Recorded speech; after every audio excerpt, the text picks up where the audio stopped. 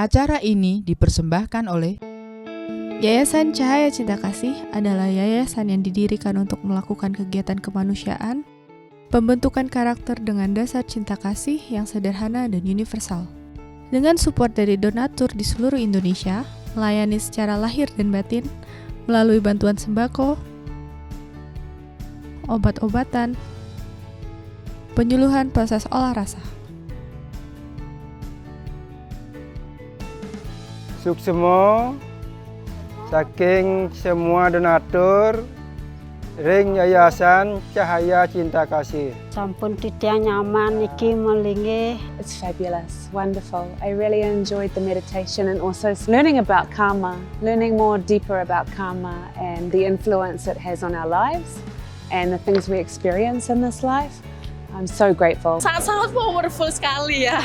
Jadi waktu meditasi itu menyembuhkan diri kita sendiri dan menyembuhkan bumi.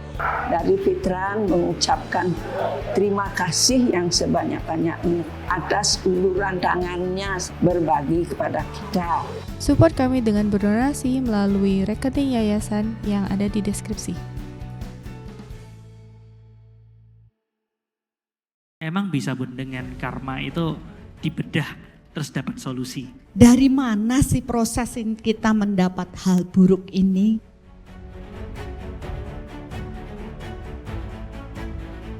Talk show itu kita bisa belajar banyak dari pengalaman orang. Setelah meditasi, saya lebih tenang, saya lebih bahagia. I really enjoyed the meditation and also learning about karma, learning more deeper about karma.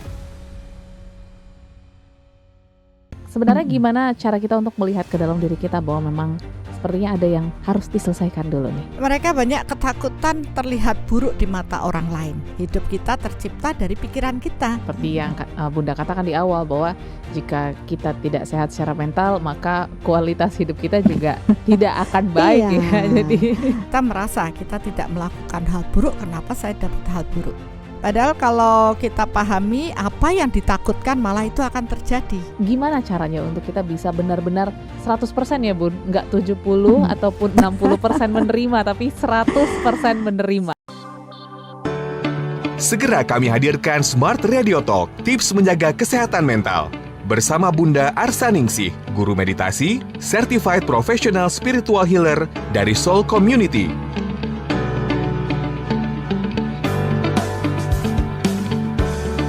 Listeners, kesehatan mental adalah isu yang semakin mendapatkan perhatian ya, karena dampaknya yang luas terhadap individu dan juga masyarakat, sehingga rasanya kita harus pahami lebih dalam bagaimana sebenarnya kita bisa mengidentifikasikan gangguan-gangguan mental yang mungkin mengindikasikan kesehatan mental kita terganggu. So, seperti apa? Kita akan berbincang kembali lagi bersama dengan Bunda Arsaningsih dari Soul Matter. Ada Bunda Arsaningsih selaku guru meditasi Certified Professional Spiritual Healer dari Soul Community.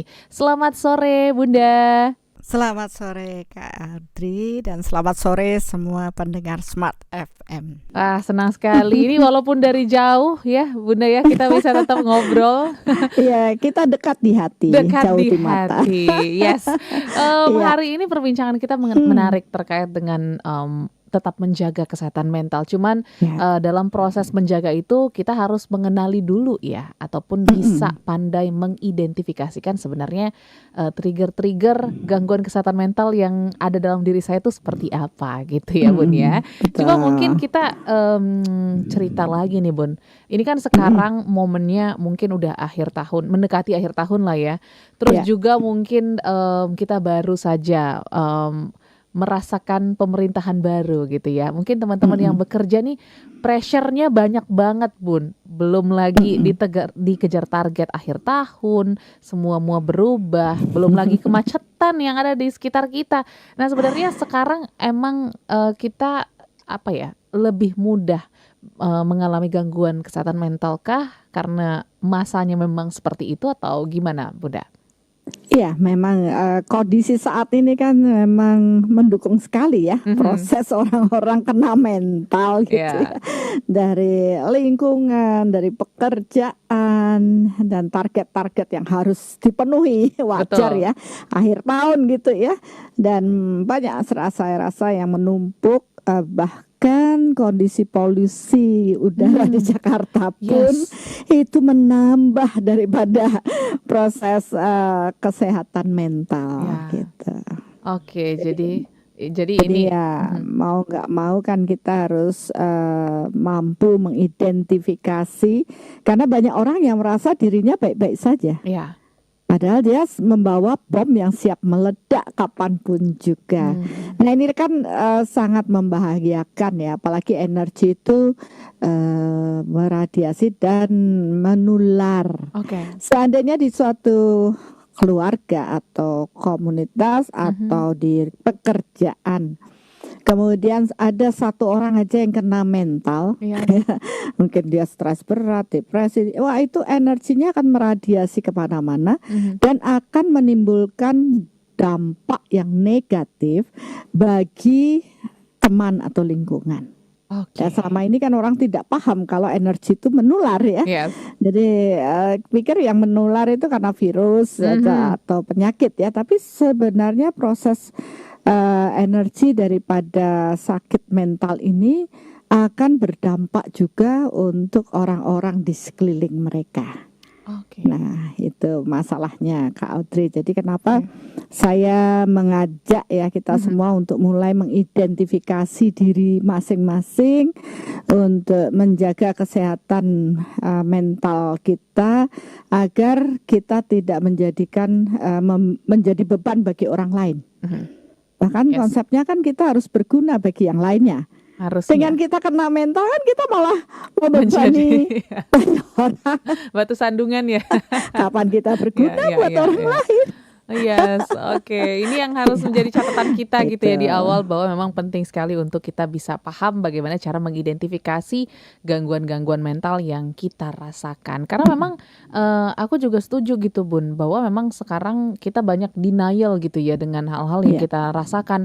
Bahkan ketika mungkin kita sedih, kita menolak untuk sedih, kita berpura-pura untuk happy, bahagia gitu ya, supaya semuanya berjalan baik-baik aja. Jadi ini nggak bagus ya Bun ya. Enggak bagus, secara mental itu jelas tidak bagus. Banyak orang yang istilahnya mengenali orang lain. Ini lagi stres nih, oh itu lagi jutek, ini lagi semua. Tapi dia lupa mengenali dirinya. Dia nggak nyadar kalau dirinya tuh membawa banyak sampah psikis yang dia lempar kemana-mana. Karena setiap orang yang saya temui, kamu lagi bermasalah? Enggak, saya baik-baik saja, saya happy ya, senyumnya lebar. Tapi tahu-taunya ujungnya bunuh diri. Lah, kan baru kemarin kita berbicara, katanya saya nggak ada masalah, karena mereka banyak ketakutan terlihat buruk di mata orang lain. Ya kan, kita inginnya perfect lah di depan orang, atau kita tampil wow, tapi sebenarnya di balik itu banyak sekali hal-hal negatif yang kita miliki. Nah dengan itu kan kita harus mulai ya mengidentifikasi diri kita, mengenal diri kita, kemudian mulai menyelesaikan ya masalah-masalah yang belum terselesaikan, sehingga ketika kita mampu istilahnya tanpa beban ini, kualitas hidup kita malah jauh lebih baik. Yaitu tadi berguna untuk yang lainnya. Ya karena kita meradiasikan bahagia ke lingkungan kita, akan berdampak pada teman, sahabat, keluarga kita. Coba satu orang aja stres datang ke kerja, menular kemana-mana. Itu yang kita harapkan.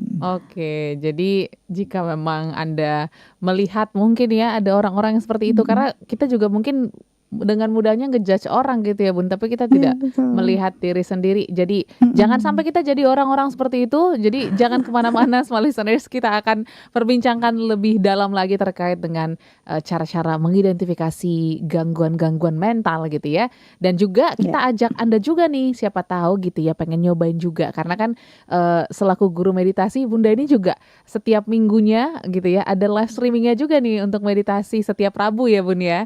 Jadi nanti small listeners juga bisa cobain mini meditasi lah istilahnya gitu ya, yang mungkin bisa keep in chat bersama kami, nanti bisa bergabung gitu ya. Dan juga mungkin apa yang perlu disampaikan nih Bun kalau misalnya mau meditasi, mungkin sedikit sebelum break. Ya, meditasi itu perlu.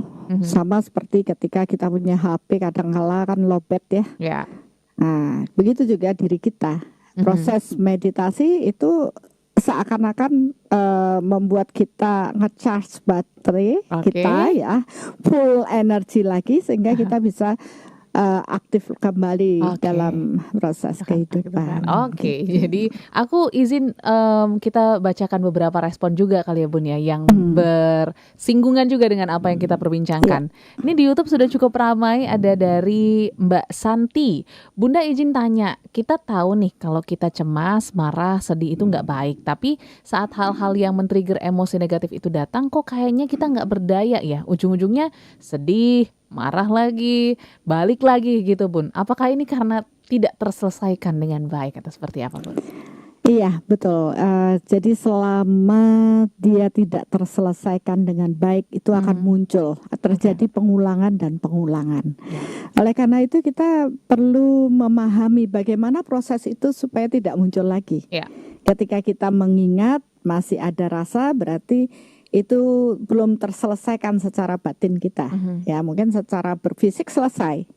Karena tubuh kita kan ada yang secara berfisik dan secara batin nih ya, lahir dan batin. Ya, secara fisik berantem selesai. Tapi secara batin seringkali seseorang tuh masih menyimpan atau memendam rasa yang tidak nyaman itu. Dan itulah yang menimbulkan masalah sebenarnya. Kejadiannya udah lewat, dia ingat lagi emosinya terpicu atau kesedihannya atau kecemasannya.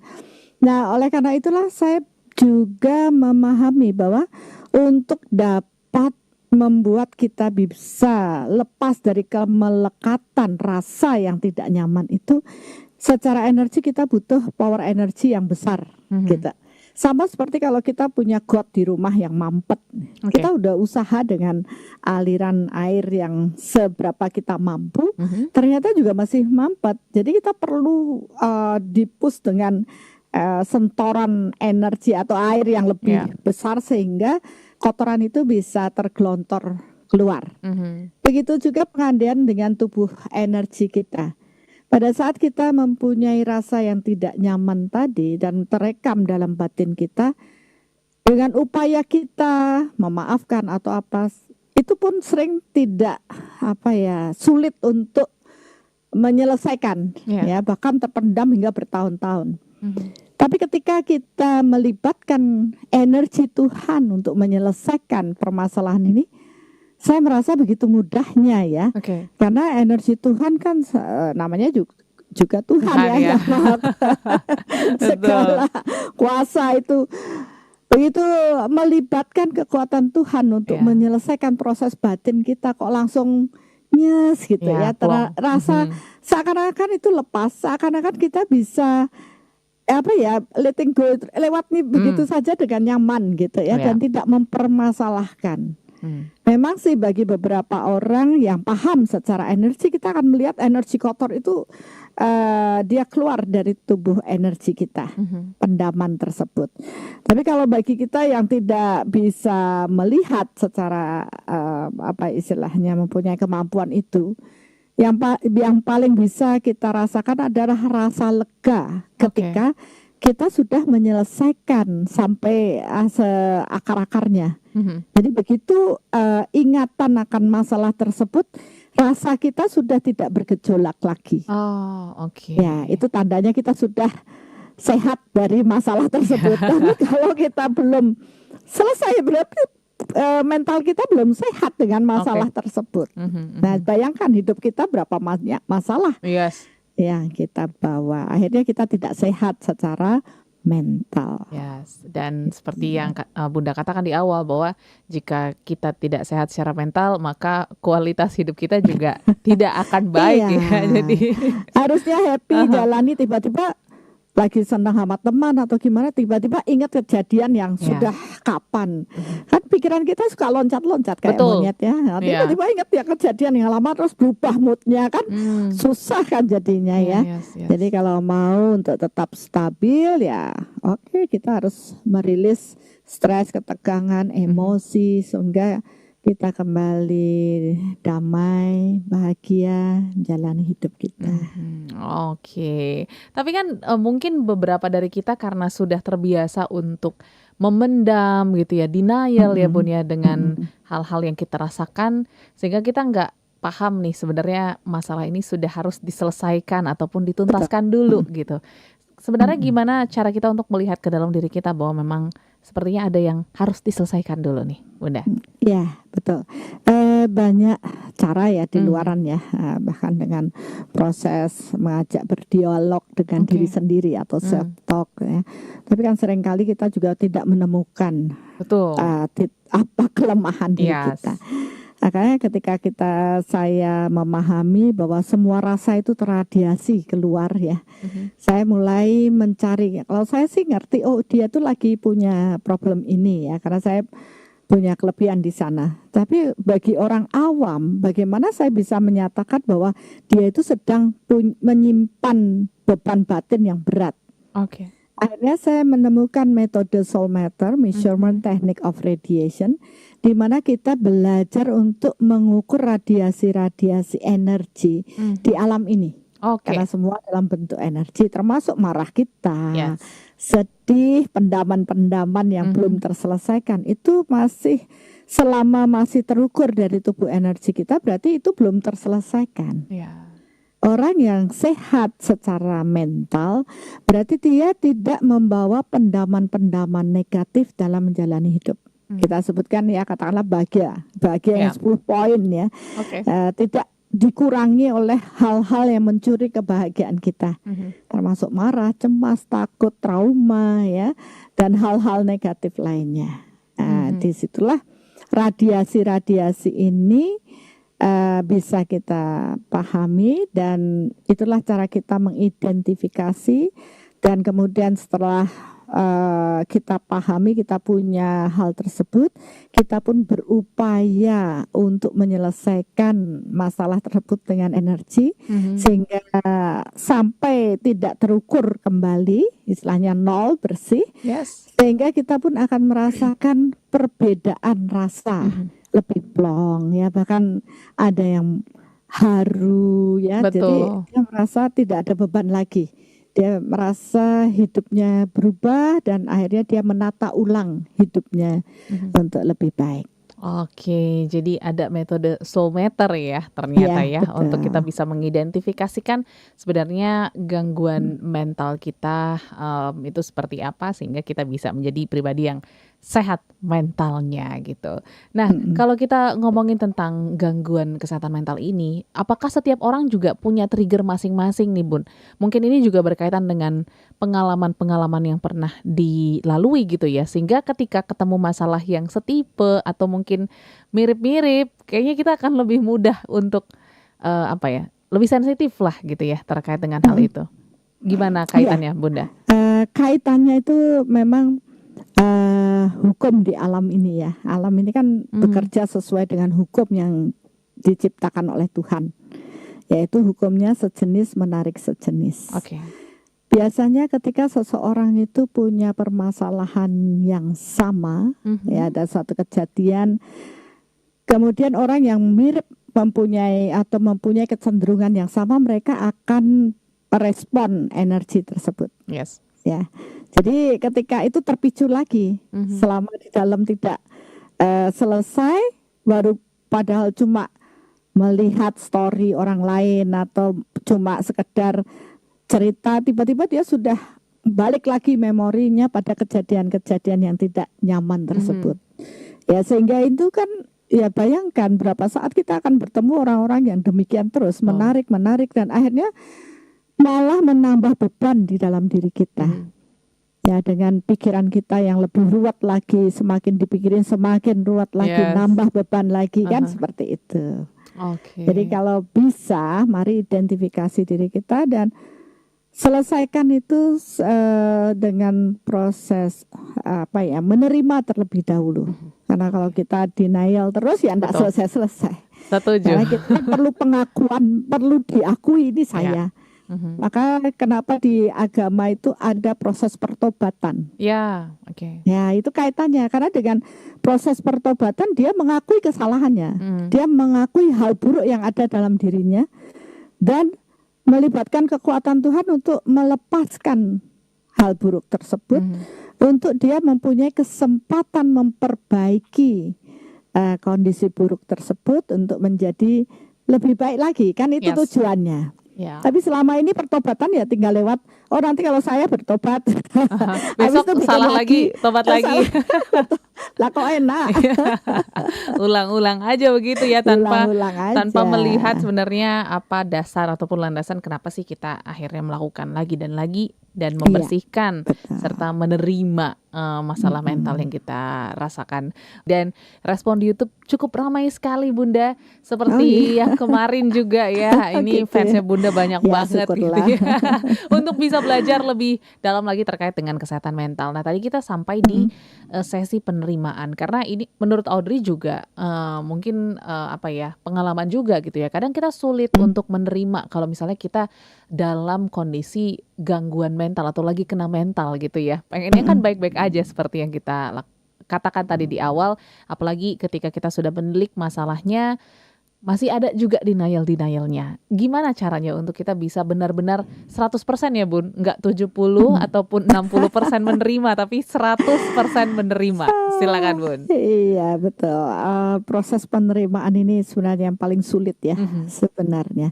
Jadi saya mengamati mereka-mereka yang bisa move on adalah mereka yang bisa menerima dan kemudian mengatakan ya, inilah diri saya, kemudian memutuskan untuk berubah ke arah yang lebih baik.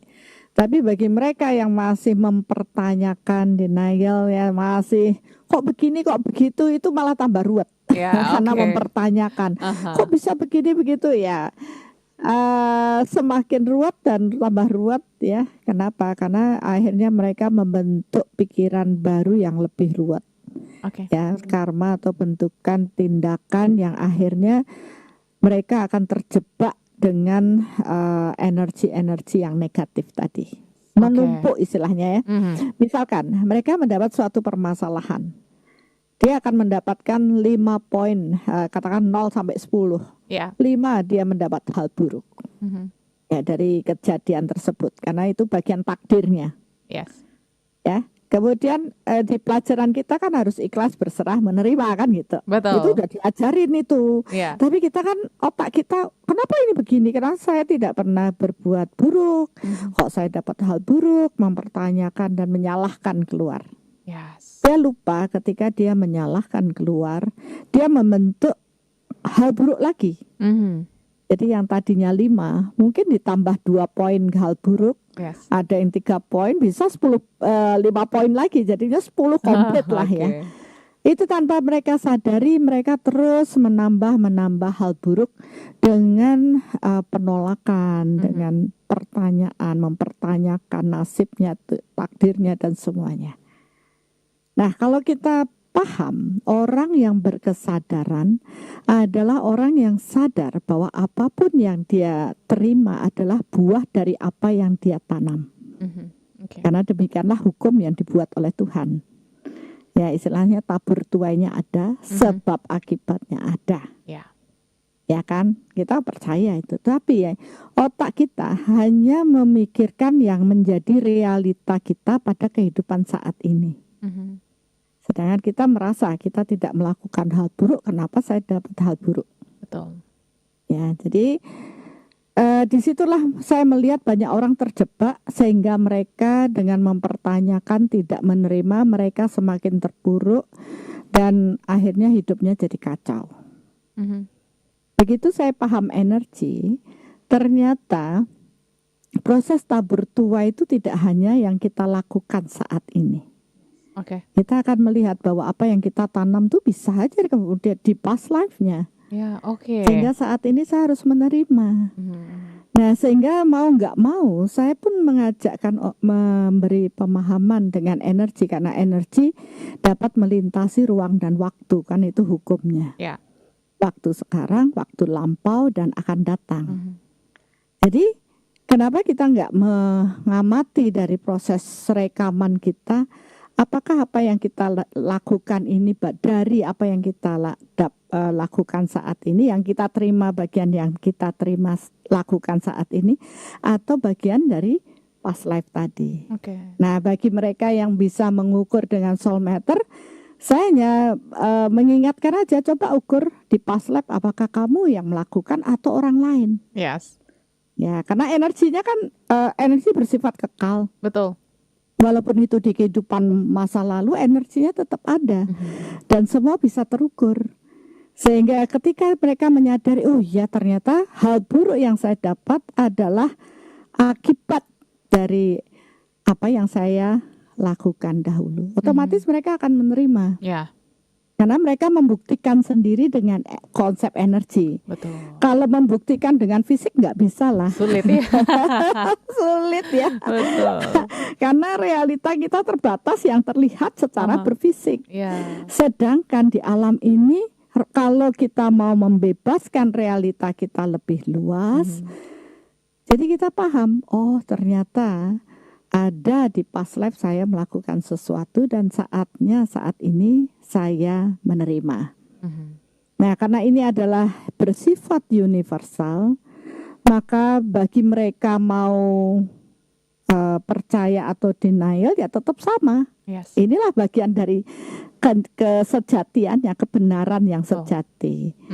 Ya awalnya banyak yang kekeh, nggak ada ini begini, nggak begitu. Tapi lama-lama dia mulai pahami karena mereka menemukan sendiri jati dirinya. Dan akhirnya mereka menerima, dan setelah mereka menerima, mereka meniatkan untuk berubah menjadi lebih baik. Ternyata semua dimudahkan untuk berubah. Kenapa? Karena barang siapa berserah kepadamu, kepada Tuhan, Tuhan akan memenuhi semua kebutuhannya dan melapangkan semua jalan. Nah, saya ajak aja mereka untuk berserah, menerima, ikhlas, kemudian mengubah hidupnya. Dan jalan Tuhan pun terbuka untuk mereka.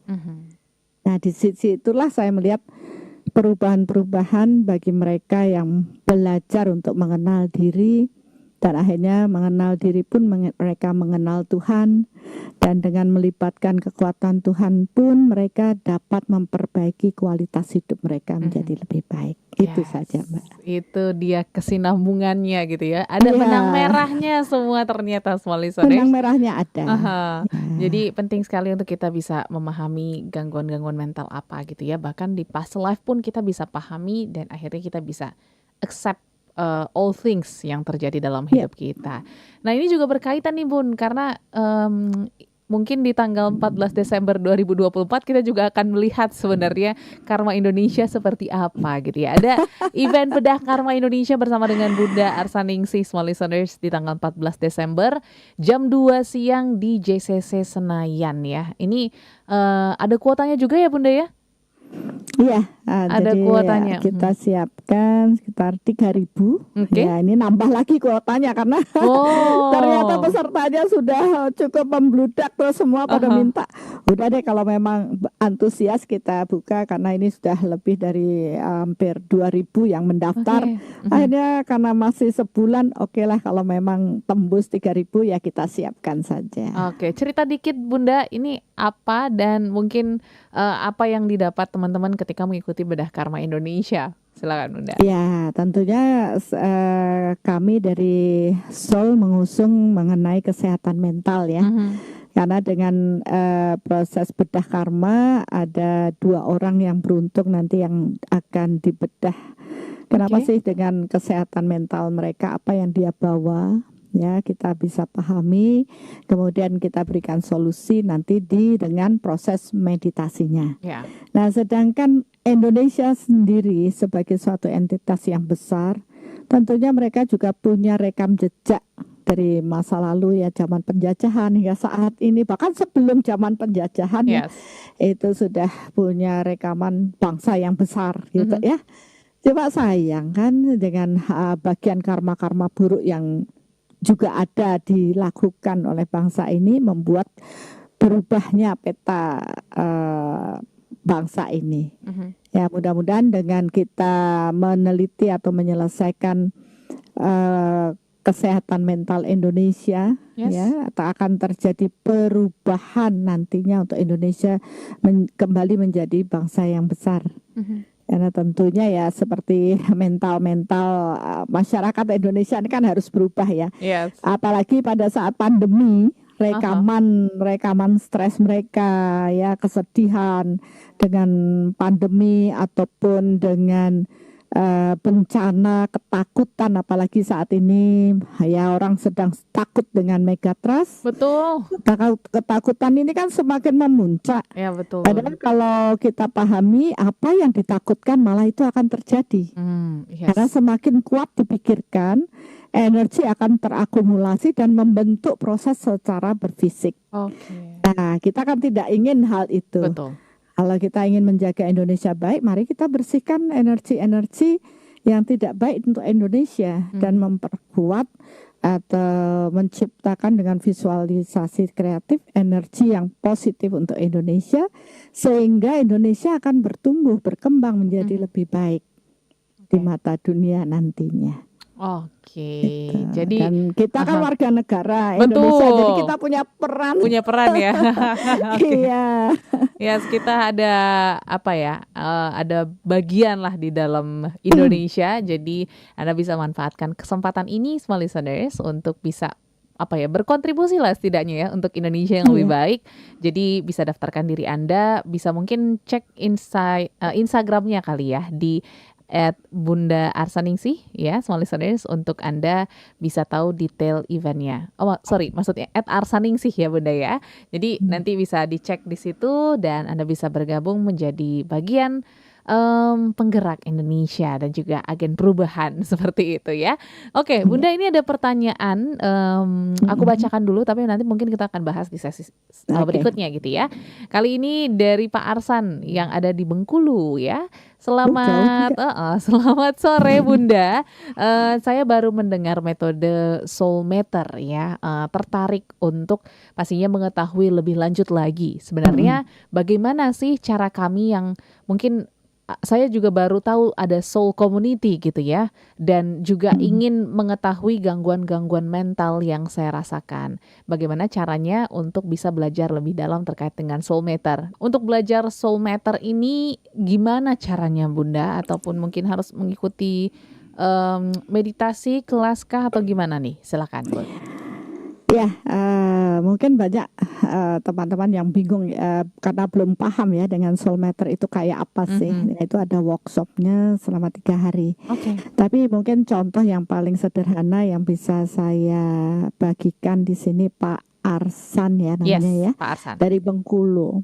Dari beliau terradiasi ya dari proses. Tapi nggak apa-apa ya ini sebagai dari sini kan ada akumulasi energi kemarahan yang masih terpendam, ya walaupun itu tidak ya bukan dekat ya, ini pendaman dari masa kecil terhadap Bapak itu masih belum terselesaikan.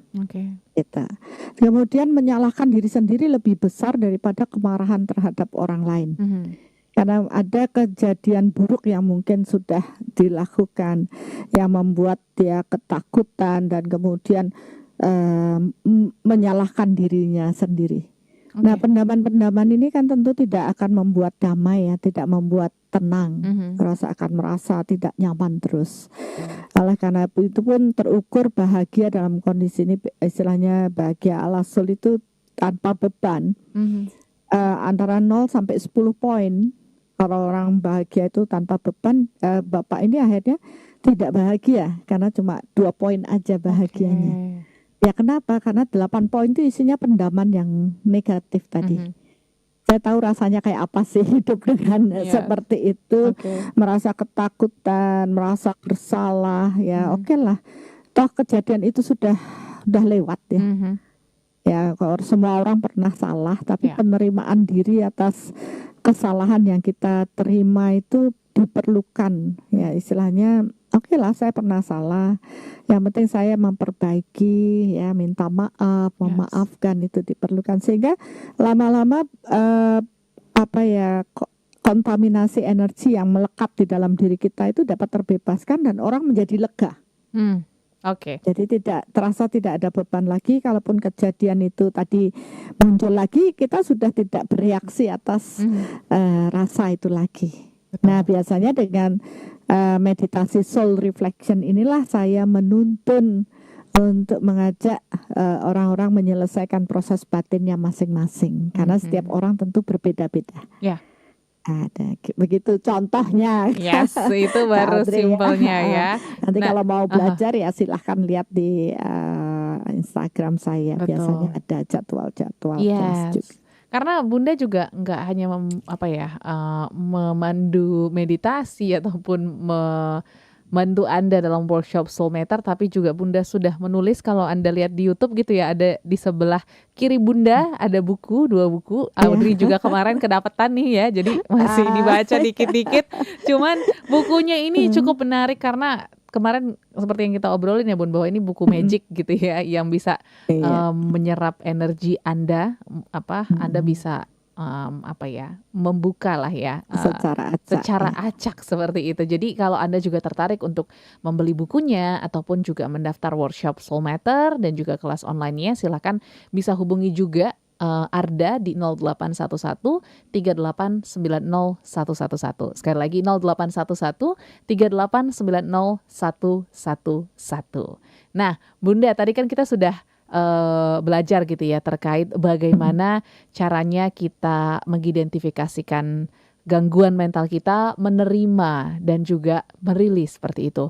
Untuk maintenance-nya, nah ini yang menarik juga ya, karena ketika sudah bersih, ketika sudah dibuang energi negatifnya, kayaknya kita harus jaga ya Bun, supaya jangan sampai balik lagi dan terkontaminasi lagi. Gimana caranya Bunda? Betul sekali. Jadi karena saya tahu ya otak manusia ini pikiran tuh loncat-loncat. Betul. Suatu ketika kita berpikir buruk lagi, energi kita udah berubah balik lagi kita terkontaminasi. Oleh karena itu saya setuju dengan di agama untuk berpikir positif ya, sebenarnya untuk kualitas hidup kita yang lebih baik.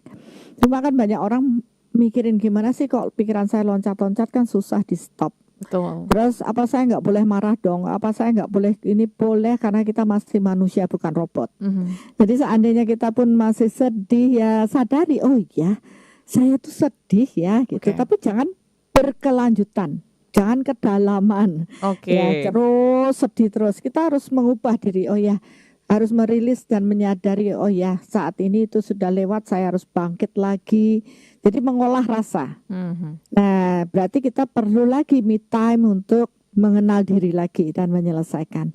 Saya sudah membagikan banyak jenis meditasi proses mental health yang ada di YouTube. Bapak Ibu bisa pilih ya kasusnya, karena setiap meditasi saya akan bahas satu kasus saja. Kalau kebanyakan nanti bebelen banyak sekali masalahnya. Jadi kita perlu seminggu sekali mungkin meditasi lagi, ingetin, kalau bisa setiap hari lebih bagus. Jadi kita maintain pikiran kita untuk positif. Kalau ada rasa yang tidak nyaman cepat diselesaikan. Dan tentunya ketika energi yang negatif kita bersihkan, kekuatan Tuhan akan lebih banyak mengalir dalam diri kita. Ya, karena kita melibatkan energi Tuhan, otomatis pun hidup kita akan jauh lebih berkualitas. Jadi perlu maintenance. Kita juga memberikan tips-tipsnya, karena kita bahas hukum energinya. Biasanya orang tidak paham bekerjanya hukum alam ini atau sunatullah ini, sehingga mereka menciptakan hal buruk yang terus berkelanjutan. Tapi kalau kita paham dengan hukum yang ditegakkan oleh Tuhan dan kita taat dengan proses itu, maka kita nggak akan berani berbohong, kita nggak akan berani berpikiran buruk, dan karena proses penciptaan tergantung dari apa yang kita pikirkan. Ya, hidup kita tercipta dari pikiran kita. Kalau pikiran kita negatif ya negatif terus hidup kita. Kalau pikiran kita positif, semangat, ya akan positif juga hidup kita. Oke. Dan ini juga kan akan memancar kepada orang-orang di sekitar gitu ya Bun. Tadi Benar sekali ya. Bunda katakan itu gitu. Nah, apakah kita juga harus memperhatikan, mungkin ada beberapa faktor juga ya untuk kita bisa menularkan energi tersebut, atau dengan sendirinya nih ya ketika energinya memang sudah baik, positif dalam diri kita, itu akan tersalurkan juga ke orang-orang sekitar kita Bun? Itu otomatis Kak Andrea. Jadi nggak perlu kita ada-adain ya. Jadi di sinilah saya tahu energi itu nggak ada pencitraan. Energi itu mengalir apa adanya. Natural ya. Natural gitu. Jadi kalau memang orang itu kelihatannya baik tapi radiasinya jelek, berarti orang itu jelek gitu. Kan banyak orang pencitraan nih zaman gini. Biar terlihat baik, tapi radiasinya buruk, ya jelas dia buruk. Itu kan hanya casingnya aja dibuat baik, isinya tidak baik. Nah kalau energi itu ya terbaca apa adanya, jadi kita nggak bisa bohong dengan radiasi diri kita. Atau orang lain juga kalau dia paham proses energi, dia akan tahu oh orang ini begini dengan sendirinya. Dan ketika energi kita positif, otomatis akan mengalir kepada banyak orang dan menularkan hal yang positif pada orang lain. Itu namanya, orang Jawa bilang migunaning tumrap lian, berguna bagi yang lain ya. Tapi kalau sudah energi kita negatif, itu juga akan berdampak negatif pada orang sekeliling kita. Nah itu bikin masalah. Masa selamanya kita hidup jadi beban buat orang lain kan tidak mau dong. Jadi ya kita berupaya lah semasa kita hidup bisa memberikan kebaikan pada banyak orang. Setuju. Jadi banyak-banyak belajar juga small listeners ya, untuk kita bisa lebih bisa memberi dampak yang baik kepada orang-orang di sekitar kita. Mungkin yang terakhir ya Bun, karena ternyata sudah jam 6 kurang nih, nggak kerasa ngobrol-ngobrol sama Bunda. Apa yang mesti kita highlight untuk bisa terus menjaga kesehatan mental di era-era yang sekarang gangguannya cukup banyak banget dan kita sebagai manusia mudah terdistraksi ya dan tertrigger. Silakan Bunda. Iya, setiap orang membawa takdirnya masing-masing. Dan setiap orang bertanggung jawab atas takdir yang dia harus terima. Dan seringkali penolakan akan takdir membuat kesehatan mental kita tidak baik-baik saja. Oleh karena itu, terimalah takdir itu dengan ikhlas, ya, tidak menyalahkan keluar, dan berupayalah untuk memperbaiki kondisi kita dengan pikiran yang positif. Karena apapun diciptakan di alam ini berdasarkan apa yang kita pikirkan. Yang lalu sudahlah, sekarang tinggal diterima dengan ikhlas dan berserah. Tapi ciptakan lebih banyak amal perbuatan baik, karma baik dari pikiran. Karena melalui pikiran itu semua sudah tercipta karma atau perbuatan baik kita. Kadang-kala orang berpikir perbuatan baik itu dari apa actionnya. Betul. Ya, tapi di balik actionnya kelihatan baik, ternyata niatannya buruk. Itu juga salah ya. Karma, ya. Jadi sebenarnya di alam itu tercipta dari pikiran. Oleh karena itu sadari, cepatlah sadar ketika kita mempunyai niatan atau pikiran yang buruk dan ubahlah diri kita untuk tetap di jalan kebenaran Tuhan, agar hidup kita menjadi berguna bagi banyak orang. Amin. Semoga kita yang mendengarkan ini juga bisa terus gitu ya memaintain kesehatan mental kita, sehingga pikiran, hati, bahkan nanti efeknya ke perilaku kita, ke sesama juga bisa memberikan energi yang positif, sehingga makin baik lagi kualitas hidup kita dan juga kualitas orang-orang di sekitar kita. So, terima kasih Bunda untuk insight-nya pada sore hari ini. Dan kita juga ingatkan ya small listeners yang ingin tahu update-update kegiatan ataupun juga mungkin belajar lebih dalam lagi terkait meditasi dan soul meter, Anda bisa cek di Instagram dan TikTok-nya di @arsaningsih ataupun YouTube dan Facebook di Bunda Arsaningsih. Dan juga jangan lupa cek websitenya di soul.co.id. Semoga kita bisa ketemu lain waktu Bun untuk ngobrolin banyak hal lagi. Dan juga listeners, terima kasih yang sudah bergabung. Mohon maaf karena kita nggak bisa baca satu persatu. Akhir kata Audrey pamit, sampai jumpa dan semangat untuk menjalani kehidupan ini.